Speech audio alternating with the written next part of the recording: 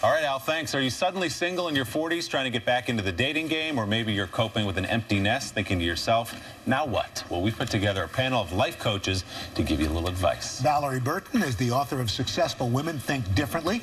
Gabrielle Bernstein is the author of May Cause Miracles. And Stephanie Ziv is a former television executive turned life coach. And I saw her in a bar last night. That's another story. Would you like to explain that one? No, I don't think Just so. move past it? Yeah. Okay, good. Good morning, ladies. Good to see you. Good morning. Okay, first up, we've got Dawn with a question about dating.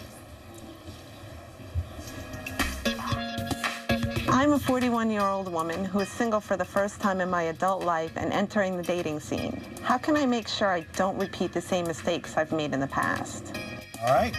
Well, what do you think? Well, first of all, she's got to get clear about what were the mistakes that she made, and I suggest she actually make a list, and these are the ones I'm not going to make again. But also to know, you know, if she's 41 now and she hasn't been dating for 20 or so years, it's a completely different ball game, right? People tend to come with a little more baggage. She just needs to make sure that she's ready, and if she hasn't done counseling, she might even consider that to just make sure that she's healed. and should you know what you want in a partner? I was going to say she should also make a list of what she does want and start to go down that checklist. So after each date, she can sort of assess where they're at and see if he's up to par. All right, Stephanie, let's take a look at the next one. This is Lois talking about a subject a lot of people can relate to, a little bit of empty nesting. I am the mother of 3 young adults. I have devoted most all of my time to my children.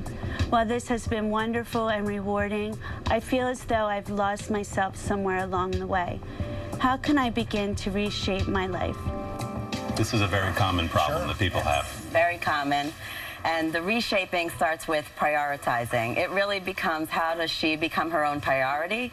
How does she start to give herself some time for herself? So one thing to do is to actually create an hour a day that she can focus and devote to herself in a way that is fun. Maybe there's something she wanted to do a long time ago she never tried. Maybe it's crazy, maybe it sounded crazy then, but just taking one action on that thing and moving forward will help her to discover her lost self.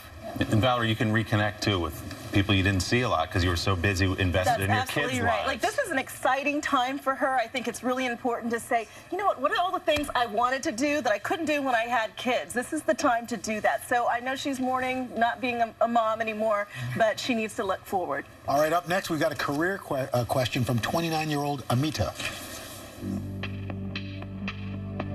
I want to get over my limiting fears and take action in my business.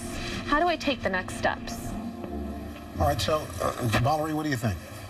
Well, you know what, when it comes to launching your business, it's so important, I think, to make sure that you have a really clear vision of where it is that you're going. So I think that's really her first step.